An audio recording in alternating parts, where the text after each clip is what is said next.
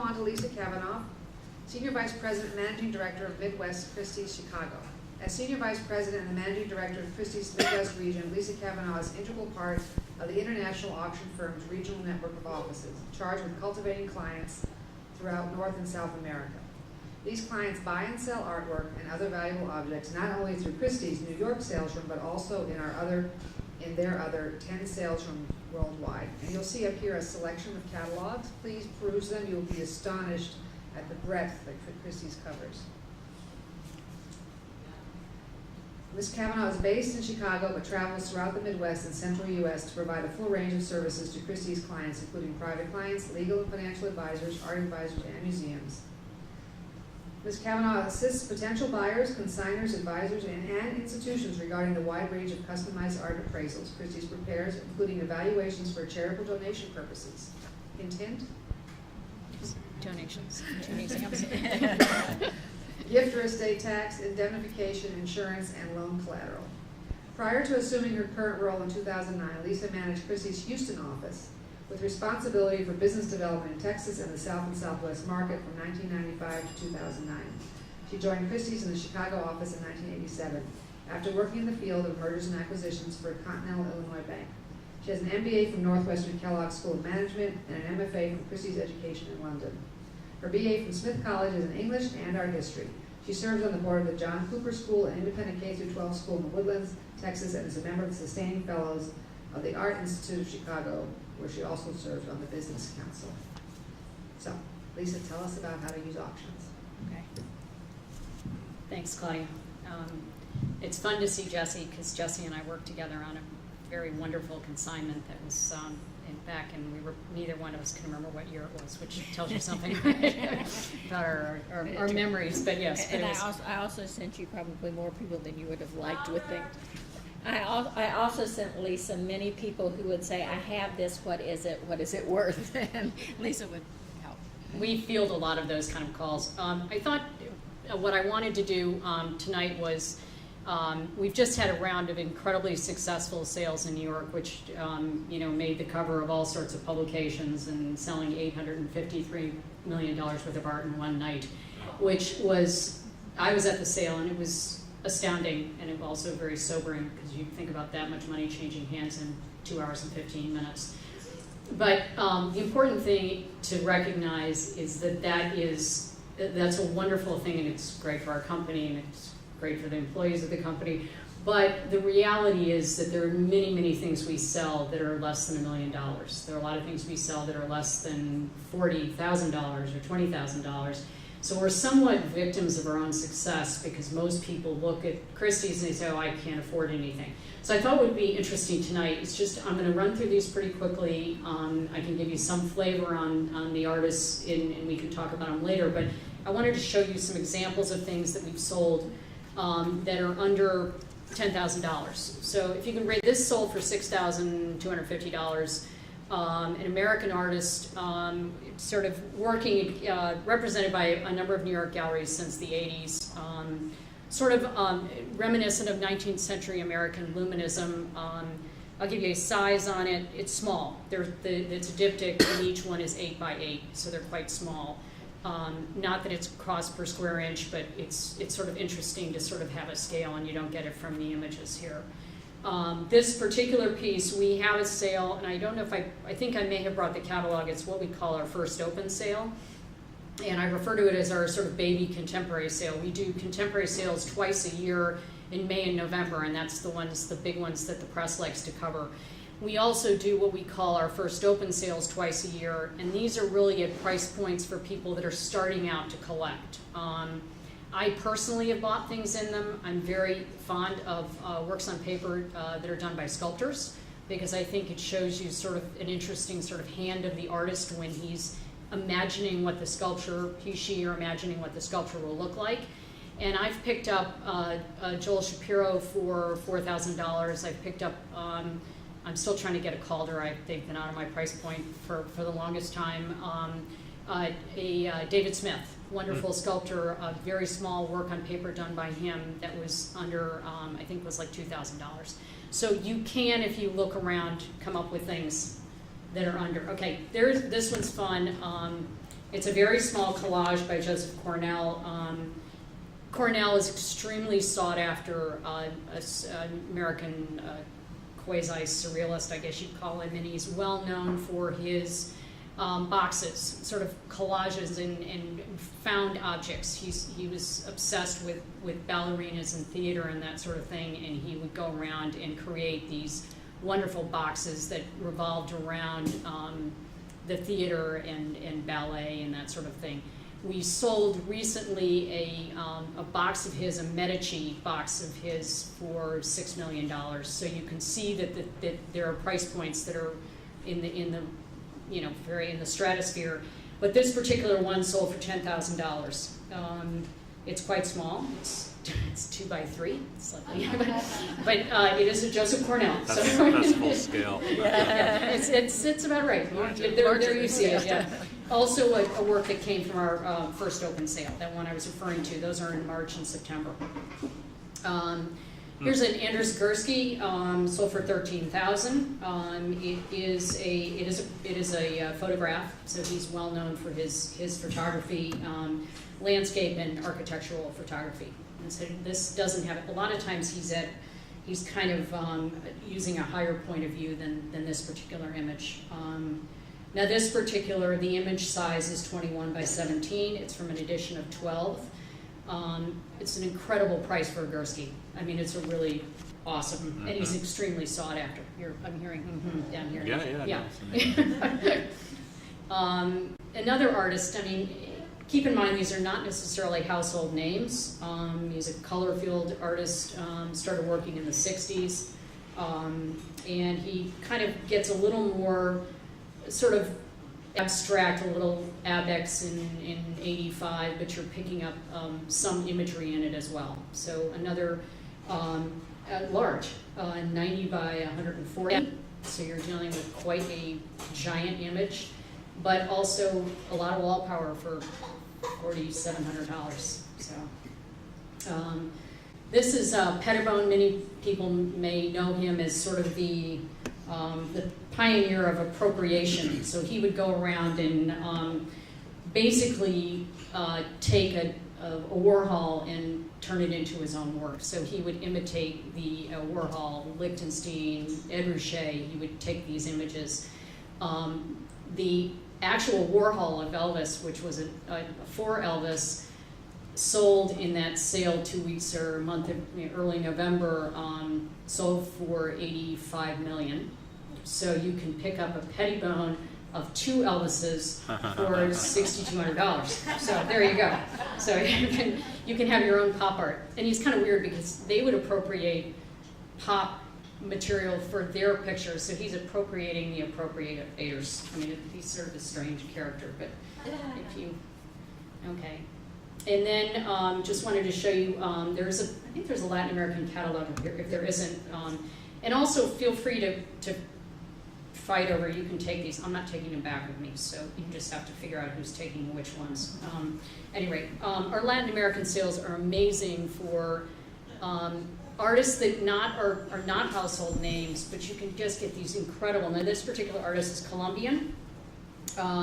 He was well known as a muralist, which you'll find a lot of with Mexican and Colombian and those kind of artists, dealing with sort of violence. In this particular case, it probably has more to do with issues with labor, presumably. Some kind of labor issues, child labor or something to that effect in Colombia. But just, I think, a beautiful work that sold for $3,700. So, and then I'll show you this one, which is a Japanese artist who was working in Argentina.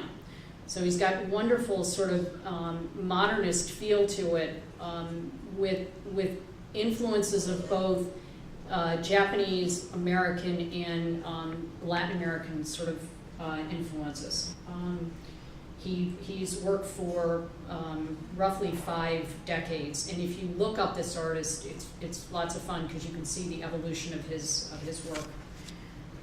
This one is Zuniga, which many of you are familiar with Zuniga, but there you go. You can have a Zuniga bronze for $6,200.